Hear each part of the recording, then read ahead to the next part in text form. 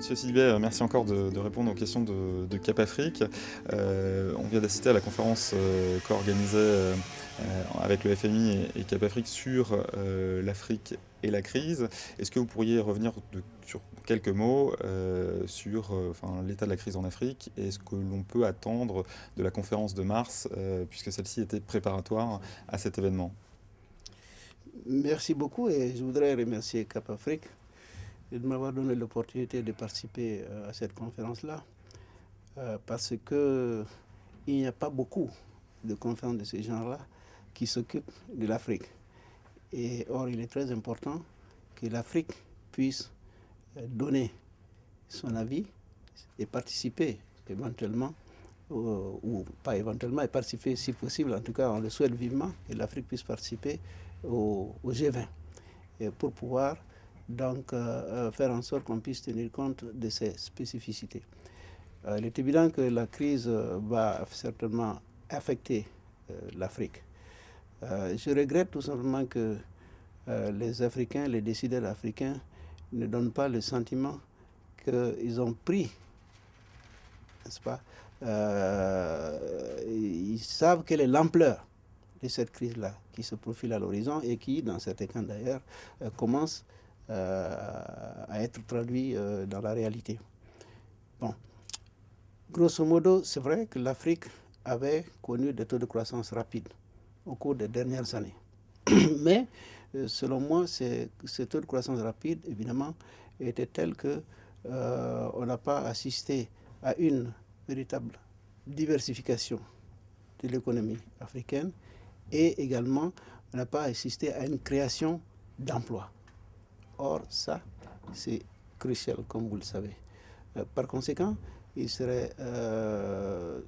crise doit donner l'opportunité aux Africains de réfléchir sur les mesures à court et à moyen terme pour pouvoir, en fait, opérer les changements structurels nécessaires pour rendre les économies africaines plus résilientes et qu'elles puissent non seulement croître à un taux plus rapide, mais qu'elles puissent faire face au choc, parce que l'Afrique est trop vulnérable au choc extérieur. Par conséquent, il faut que ce soit l'opportunité de faire en sorte que, contrairement à ce qui s'est passé jusqu'à présent, la structure des économies en Afrique change et que aussi les actions en faveur d'une intégration des économies africaines puissent porter davantage de fruits. Je pense que c'est à ce prix-là, selon moi, que l'Afrique pourra maintenir les taux de croissance rapides et tout en étant moins vulnérable et tout en créant des emplois. Donc l'opportunité qui a été donnée par CAP, c'est une très bonne opportunité. Je pense que certainement ça servira, si vous voulez, de, comme on dit, input, n'est-ce pas, pour la réunion du mars. Les différents participants qui étaient là, dont la directrice du département Afrique du Fonds, je pense, pourront utiliser valablement les conclusions, ou en tout cas les débats qui ont eu lieu ici, pour pouvoir mieux préparer encore l'agenda de la réunion de mars en Tanzanie. Vous dirigez l'un des plus gros groupes bancaires d'Afrique. Comment vous anticipez l'année 2009 dans le secteur bancaire? Écoutez, pour ce qui concerne le secteur bancaire, peut-être à l'exception de pays comme l'Afrique du Sud et peut-être aussi le Nigeria, et donc pour ce qui nous concerne, nous, dans la mesure où nous n'étions pas du tout partie prenante du système bancaire international, du système financier international, sauf dans quelques rares cas où des relations de correspondance pourraient avoir des conséquences malheureuses pour les banques chez nous. Sinon, le système bancaire, je pense, sortira indemne. Mais cela ne veut pas dire qu'il ne faut pas renforcer le système bancaire. Et d'ailleurs, un certain nombre de pays ont pris des mesures, telles qu'au Nigeria ou déjà dans l'UEMOA, pour justement consolider le secteur bancaire, pour que les banques soient bien et mieux capitalisées, pour qu'elles puissent résister aux différents chocs. Donc je pense que le système bancaire devrait pouvoir sortir indemne. Maintenant, dans la mesure où l'environnement économique dans lequel ces banques-là travaillent sera affecté, probablement cela donnera aussi une opportunité. Ce sera une opportunité pour ces banques d'augmenter le volume de leurs activités. En tout cas, c'est comme ça que je le vois. Et à cet égard, nous, en tout cas, Ecobank, ce que nous faisons, c'est que nous allons vers les clients. Parce que... Individuel et entreprise. Individuel et entreprise, en fait, d'une manière générale.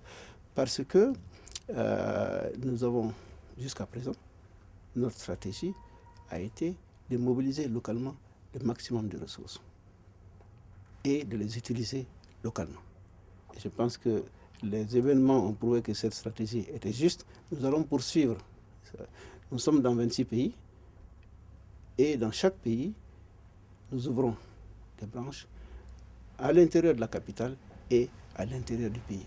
Toujours pour être le plus près possible de la clientèle et aussi mobiliser les dépôts pour augmenter nos ressources. Donc, pour ce qui nous concerne, c'est comme ça que je vois la situation.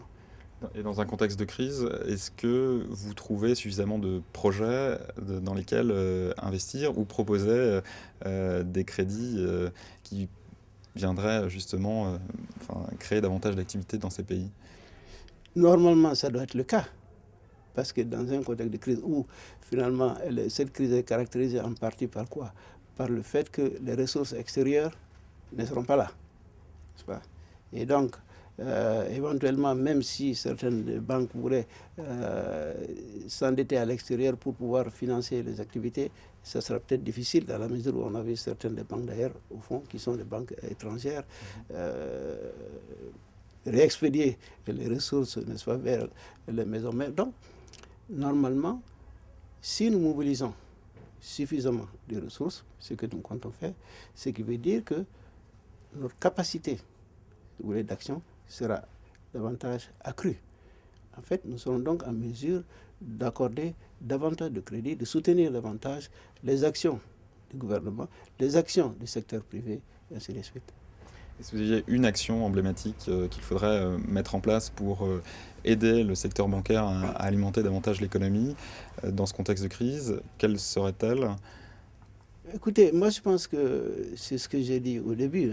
Il faut créer d'abord un environnement favorable au développement des services financiers. Parce que le système bancaire, il est un formidable instrument de transformation des économies.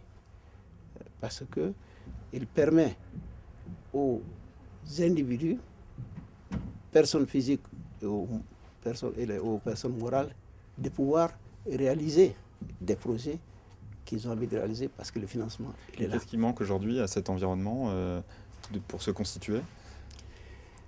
Écoutez, la législation fiscale est assez contraignante.